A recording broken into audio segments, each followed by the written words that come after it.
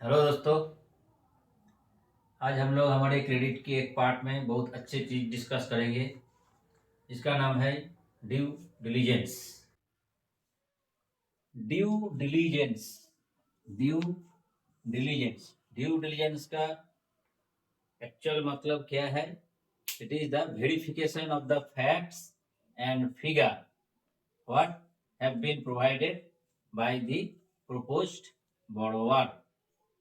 तो facts and figure how to verify.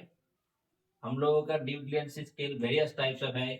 Due diligence what to analyse in the process of due diligence, यही आज हमारी discussion की विषय है। जो एमएसएमई एंड कोई भी लोन प्रपोजल या कोई भी प्रपोजल में हम लोग बैंकिंग सेक्टर में डिस्कस करते हैं।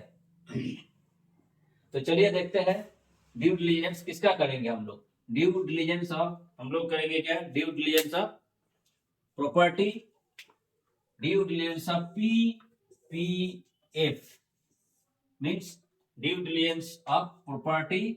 हम लोग प्रॉपर्टी जो अफोर्ड करेंगे as a security. Second, due diligence of the person जिसको हम लोन देंगे उसके बारे में। एंड थर्ड, हम लोग करेंगे due diligence of the financial. अब हम इसको एक एक करके डिस्कस करते रहेंगे। Due diligence of the property, due diligence of the person and due diligence of the financial. तो हमका due diligence of the property, तो हम लोग अभी पहले देखेंगे जो हमका हमारा लेंडिंग प्रिंसिपल क्या होता है। लेंडिंग मतलब लोन देना। तो लोन देने का एक्चुअल बेसिक प्रिंसिपल क्या है? Basic principle of the lending किसके ऊपर डिपेंड करता है? Basic principle of the lending जो है वो है ऐसे। क्या क्या है लेंडिंग का बेसिक प्रिंसिपल? हम जब लेंडिंग करेंगे, लोन बैंकिंग सेक्टर से हम जब देंगे, उसका बेसिक प्रिंसिपल रहता है। फर्स्ट क्या है? सेफ्टी। सेफ्टी मतलब जो हम फंड बांट रहे हैं वो हमारा सेफ रहे। जो हम जो बांट रहे हैं सही जगह में हम बांट रहे हैं क्या नहीं, वो हमको जांचाई करना है, वो हमको एश्योर होना है। दूसरा बात क्या है? दो, लिक्विडिटी।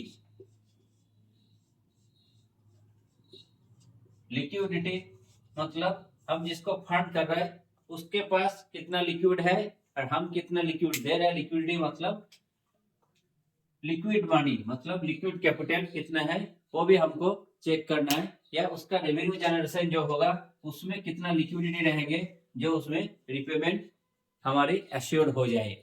तीसरा पार्ट क्या है हम लोग देखेंगे? Profitability.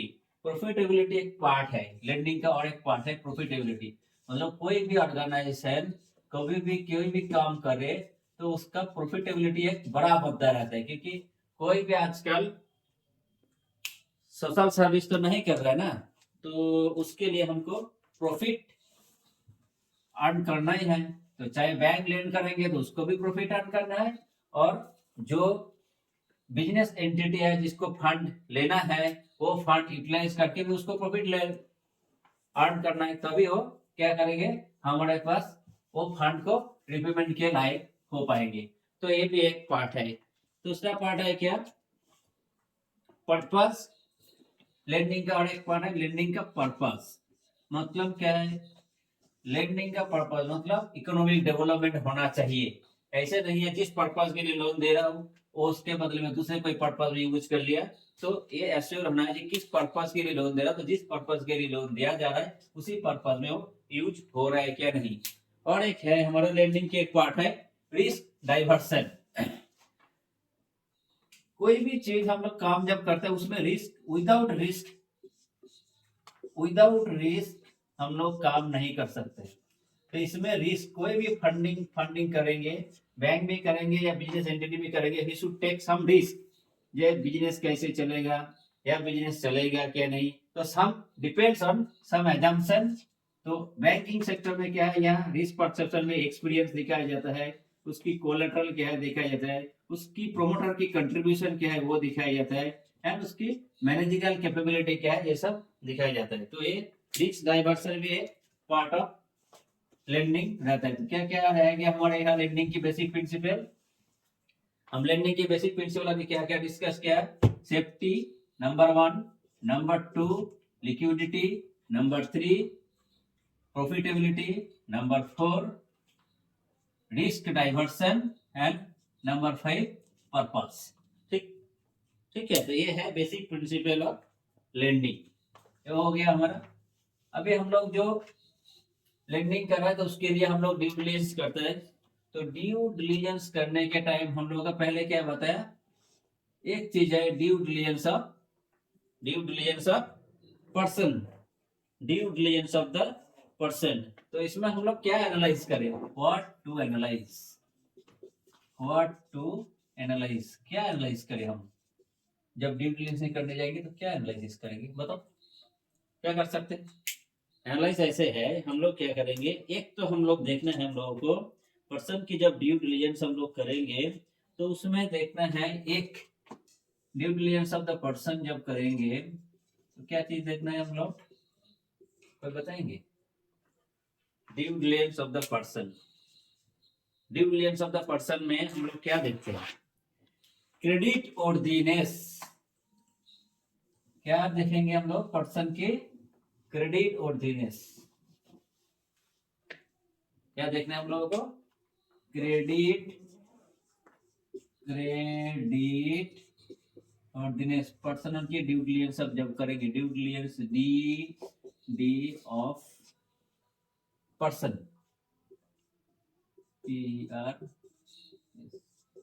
Due diligence of person, person की क्या देखना है, क्रेडिट वर्दीनेस, डब्ल्यू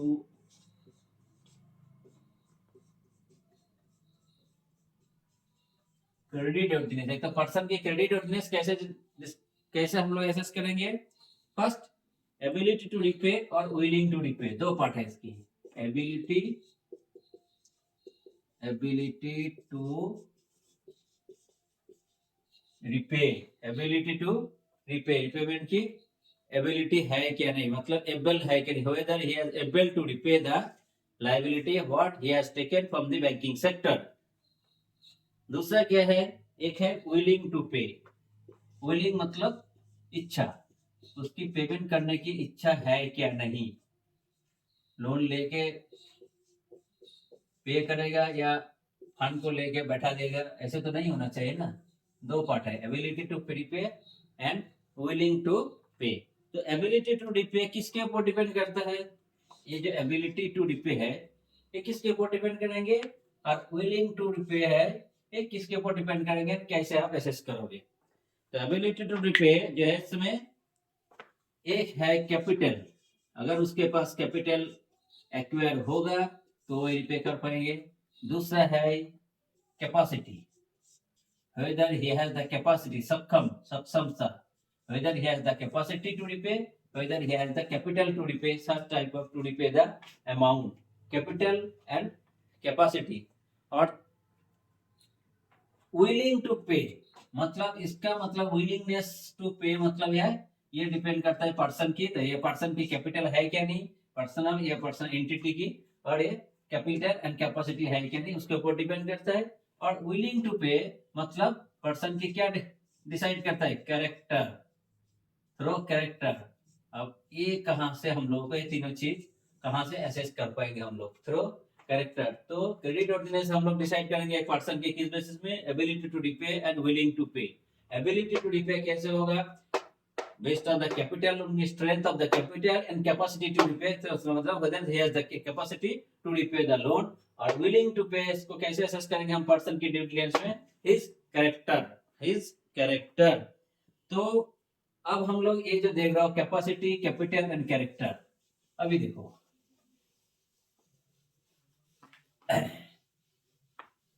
अभी हम आते हैं कैपेसिटी। कैपेसिटी मतलब whether he is able to और capable मतलब whether he has the such type of, सक्षम होता मतलब कैपेसिटी है क्या नहीं, to repay the fund या lending by the bank, whatever lending to him by the bank, whether he has the capacity। तो कैपेसिटी हम लोग कैसे असेस कर पाएंगे, कैपेसिटी देखने के लिए हम लोगों को क्या करना है, कोई बिजनेस एंटिटी अगर मान लो कोई फार्म खुलने जा रहा है या खोलने से, फर्स्ट उसकी एजुकेशनल क्वालिफिकेशन क्या है देखना है हमने को। एजुकेशनल क्वालिफिकेशन में हम क्या जज करेंगे, मान लो he is MBA in finance public marketing. तो क्या है, अगर ये इस बंदा ने मैनेजमेंट की कोर्स किया है और मैनेजमेंट की कोर्स करने के बाद दिखाया गया है जिसकी मार्केटिंग की एबिलिटी को बहुत अच्छा है, तो क्या होगा, he has the he is capable to do or to run the such type of business where he has the marketing ability of his जो न्यू वेंचर डेवलप करने जा रहा है उसके उनका जो कैपेबिलिटी है, तो इसके थ्रू ये क्या करेंगे, बिजनेस को रन कर पाएंगे। बिजनेस को रन करके सही तरीके से मैनेज करके जो रेवेन्यू जनरेट करेंगे वो रेवेन्यू जनरेशन के थ्रू ही is the capable to repay the loan liability. दूसरा है experience in the line of activity, एक तो ऐसे जाना मिलेगा। दूसरा है कैपेसिटी, हम जांच करेंगे experience in the line of activity. आजकल आप देखोगे कोई भी बिजनेस एंटिटी जब बैंक के पास लोन लेने आता है तो पहले आपको पूछा जाता है, जब भाई साहब आप जो इस बिजनेस में आ गया, ऐसे तो आसमान से गिर के तो नहीं आ गया जब हमको यहाँ बिजनेस करना है सर हमको लोन चाहिए। तो बैंकर क्या देखते हैं, इसको लोन देने से पहले उसको पूछा जाता है भाई आप कितने तक पढ़ाई किया है, आप क्यों इस लाइन में आना चाहते हो, तो आपको फॉरवर्ड एंड बैकवर्ड लिंकेज क्या है, मार्केटिंग अरेंजमेंट क्या है, ये सब चीज में उसको डिसाइड किया जाता है। अब जो बिजनेस वो करने जा रहा है उस बिजनेस लाइन ऑफ एक्टिविटी में उसकी एक्सपीरियंस क्या है वो दिखाया जाता है। आप जनरली देखोगे कोई भी ग्रीन फील्ड प्रोजेक्ट, चलो इसके बारे में हम लोग बाद में बताएंगे, what is green field, what is brown field project. कोई भी ग्रीन फील्ड प्रोजेक्ट में जनरली नेशनलाइज बैंक इसमें हाथ लगाता है, मगर कोई भी private bank green field project में फंडिंग करने या एनबीएफसी ग्रीन फील्ड प्रोजेक्ट में फंडिंग करना नहीं चाहते। इसका क्या रीजन है, यही रीजन है क्योंकि प्राइवेट बैंक सोचता है इसका कोई एक्सपीरियंस नहीं है, अगर ये डूब गया तो हमारे पूरा फंड पानी में चले जाएंगे, इसीलिए प्राइवेट बैंक उसमें हाथ नहीं लगाते। मगर पीएसयू बैंक क्या करता है, इकोनॉमिक डेवलपमेंट को सोच के एंड इंडस्ट्री को सोच के, जब कुछ ट्रेंड और लाइन में इंडस्ट्री जा रहा है आगे के जमाने में, तो बिजनेस सेक्टर तब उनको ग्रीन फील्ड प्रोजेक्ट को हम लोग हाथ लगाते हैं और उसमें हम लोग ग्रीन फील्ड प्रोजेक्ट में हम लोग फंडिंग करते हैं। मतलब न्यू वेंचर जिसमें न्यू एंटिटी है, कोई एक्सपीरियंस नहीं है, मगर वो पढ़ाई करके आया है, कोई जगह से काम किया है, उस लाइन ऑफ एक्टिविटी में किसी जगह नौकरी करके आया है, उसके बाद वहां से एक्सपीरियंस गेन किया है और कोई फॉर्म में काम किया है, उसी लाइन में भी एक्सपीरियंस गेन किया है, उसके फॉरवर्ड मार्केटिंग बैंकिंग लिंकेज मालूम किया है, उसके बाद उस लाइन ऑफ एक्टिविटी आता है तो ग्रीन फील्ड प्रोजेक्ट में उसमें बैंक नेशनल बैंक फंडिंग करता है। अब देखा जाता है, देखना उसको जब पूरा बना के जब डीसीसीओ मतलब कमर्शियल ऑपरेशन जब चालू कर लेते हैं तो देखना प्राइवेट बैंक आके और पक्का क्रीम की तरह टेक ओवर करके लेके चले जाता है। तो ये हो गया हमारा कैपेसिटी के बारे में हम लोग जो बता रहे हैं। और क्या देखना है हमको, अगर एग्जिस्टिंग यूनिट है तो हम उसको पास्ट फाइनेंशियल से या उसकी रिटर्न से भी हम लोग बता पाएंगे ये whether he has capable to repay the loan liability। अब उसके बाद हम जाएंगे कैरेक्टर। अच्छा कैरेक्टर क्या पहले क्या था, कैपिटल, और एक चैप्टर है क्रेडिट वर्दीनेस में कैपिटल एक वर्ड हमने दिया था। अपन हम देखना कोई भी फंडिंग करने के टाइम, कोई भी टर्म लोन या प्रोजेक्ट फंडिंग करने के टाइम बैंक एक मार्जिन कंट्रीब्यूशन की बात करते हैं। मार्जिन मतलब क्या है, मार्जिन मतलब क्या होता है 25%। मार्जिन मतलब प्रोमोटर कंट्रीब्यूशन या कंपनी का कंट्रीब्यूशन। मतलब कोई भी मान लो लोन आप 100 रुपीज किसी को लोन मान प्रोजेक्ट का कॉस्ट है, आप उसमें मान लो 65% दे रहे हो तो प्रोमोटर 35 रुपीज देंगे। तो आप उनसे पूछोगे प्रोमोटर जी भैया आपका कितना फंड लगाओगे, अगर ये 35 रुपीज फंड लगाता है, इस पोर्शन का जितना ज्यादा होगा उसका क्या होता है कैपिटल में आता है। तो ये जो कैपिटल है, ये कैपिटल इनके पास है क्या नहीं वो पहले एश्योर करना है, उनका भी पोर्शन है। दूसरा बात है ये फंड जब उनके पास रहेंगे तो प्रोबेबिलिटी ऑफ द डिफॉल्ट कम हो जाता है, पीडी प्रोबेबिलिटी ऑफ डिफॉल्ट कम हो जाता है, एक ये है। अदरवाइज प्रोबेबिलिटी ऑफ डिफॉल्ट कम करने के लिए बैंकिंग सेक्टर में क्या होता है, बैंक एडिशनल सिक्योरिटी मांगा जाता है, collateral security in the form of immovable property, कोई घर रहे, कोई कारखाना रहे, फैक्ट्री रहे, बिल्डिंग रहे, उसके लिए। तो इसके बेसिस में हम लोग डिसाइड करते हैं। और इसमें क्या होता है, जितने कोई भी कंपनी होगा, कंपनी में डायरेक्टर रहेगी तो कितना शेयर होल्डिंग से फंड रेज किया, कैपिटल एज ए कैपिटल, वो भी दिखाया जाता है। अब चलते हैं हम लोग कहाँ तक है, कैपिटल एंड कैपेसिटी। अब जाएंगे हम लोग कैरेक्टर। क्या जाएंगे हम लोग, कैरेक्टर, ड्यू डिलिजेंस के पार्ट में हम लोग क्रेडिट और में गया था, जिसमें ability to repay and willing to repay गया था। तो एबिलिटी टू रिपे में हम लोग क्या पढ़ा, कैपेसिटी एंड कैपिटल देखा। अब विलिंग टू रिपे में हम लोग क्या देखेंगे, character.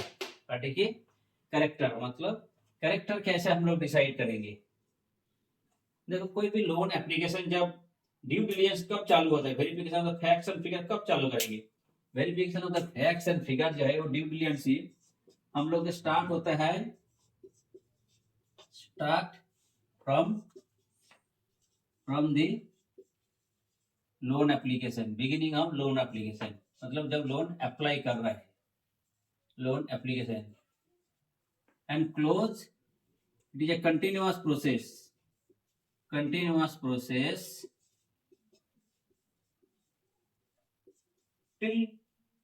till closure of loan. It is a continuous process till closure of the loan, till closure of loan. तो कैरेक्टर के बारे में हम बोल रहे थे, डिफरेंस ऑफ द पर्सन में। तो इसमें कैरेक्टर जो है, कैरेक्टर हम लोग कैसे एसेस करेंगे या डिसाइड करेंगे। कैरेक्टर में आपको एक तो लोन एप्लीकेशन पढ़ाई करना है, उसका लोन एप्लीकेशन जो फिलअप करके ड्यूली साइन करके उन्होंने दिया है, उसमें उसका नाम, पता, जीएसटी नंबर, उसकी पोस्ट कितना है, उसकी लायबिलिटी कितना है, उसमें कोई लोन चल रहा है कि नहीं चल रहा है, वो जो फंडिंग लेंगे, वो फंडिंग लेके क्या क्या करेंगे, उसका क्या कंट्रीब्यूशन देंगे, वो क्या सेल्स करेंगे, वो सब जो information and facts and figure देते हैं, वो आपको मैच करना है, weather he has given the right और रॉन्ग। एक तो क्या कैसे पता चलेगा, नंबर 1 पर्सनल इंटरव्यू करो, उसके साथ बातचीत करेंगे, उसके साथ बातचीत करके उसकी एक्सपीरियंस, उसकी मोटिवेशन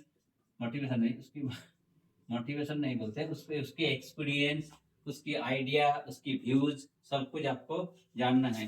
एंड एक दूसरा क्या करना है, मार्केट इंक्वायरी, आपको मार्केट से पता करना पड़ेगा इनका बारे में, 2-4 आसपास बाजू में जाके, या same related line of activity में भी डिस्कस करना पड़ेगा, या पहले कोई काम किया तो वहां जाके भी डिस्कस करना पड़ेगा, उनकी लेबर के साथ डिस्कस करना होगा, उनमें जो एम्प्लॉयर है उससे डिस्कस करना है। और क्या देख सकते हैं उसमें, सिविल हिस्ट्री में कोई डिफॉल्ट है क्या नहीं, विलिंग टू पे, एक सिविल क्लिक रिपोर्ट दिखाया जाता है। और भी हम लोग वेरियस डिफॉल्टर लिस्ट देखते हैं, हम लोग वेरियस इंटरनेट साइट से एंड वेबसाइट पोर्टल से वेरियस डिफॉल्टर लिस्ट देखते हैं। जीएसटी में कोई बिजनेस किया है, उसमें डिफॉल्ट किया क्या नहीं, या उसके नाम में पहले खुद एक कंपनी बना लेता है, वो कंपनी को पूरा वाइप आउट कर दिया, फिर नया कंपनी बना ले, उस कंपनी नाम में लोन लेके, तो वो भी चेक करना है हम लोगों को। तो वेरियस टूल्स है, जिस टूल्स के थ्रू हम लोग एक आदमी की कैरेक्टर्स के बारे में हम लोग एसेस कर सकता है, जो हम लोग को क्या करेंगे, क्रेडिट ऑर्डिनेंस में विलिंग टू रिपे उनको है क्या नहीं, वो डिसाइड करते हैं, विलिंग टू रिपे वो डिसाइड करते हैं। तो हम लोग ड्यू डिलिजेंसी में जो पार्ट है, comprehensive due diligency of the person के बारे में हम लोग जो डिस्कस कर रहे थे, तो उसमें क्रेडिट ऑर्डिनेंस डिसाइड किया था, जिसमें एक आया था क्रेडिट ऑर्डिनेंस में capacity, ability to repay and willing to repay. Ability to repay में हम लोग क्या पढ़े थे, पर्सन की कैपेसिटी एंड कैपिटल, और विलिंग टू रिपे में हम लोग देखे थे कैरेक्टर। तो ये तीन चीज का फिर ब्रेकअप क्या, how to assess the capacity, how to assess the character, how to analyse the capital, character and capacity to for assessing the, तो फॉर क्रेडिट ऑर्डिनेंस हो गया। तो हम लोग इस पार्ट तक हम लोग जो आज बताया कि due diligence of the due diligence में, क्रेडिट ऑर्डिनेंस में पर्सन की ड्यू डिलिजेंस क्या है। इसके बाद हम लोग डिसाइड करेंगे प्रॉपर्टी का ड्यू डिलिजेंस कैसे करना है, हम नेक्स्ट वीडियो में दिखाएंगे। इसके नेक्स्ट वीडियो में हम लोग दिखाएंगे फाइनेंशियल स्टेटमेंट की कैसे ड्यू डिलिजेंस करना है, एंड फाइनेंशियल रेशियो कैसे एनालिसिस करना है। आगे देखते रहिए, चलते हैं हम लोग आज स्टॉप करते हैं। आगे हम लोग पार्ट 2 में हम लोग दिखाएंगे हमारी इस वीडियो में कि due diligence of the property, then due diligence of the financial statement along with elaboration of the financial statement. चलो देखते रहिए हम लोग का ये वीडियो एंड कंटिन्यूएशन करते रहिए, एंड जैसे जैसे हम लोग देखते रहेंगे और आगे इसके आप लोग सीखते रहिए। थैंक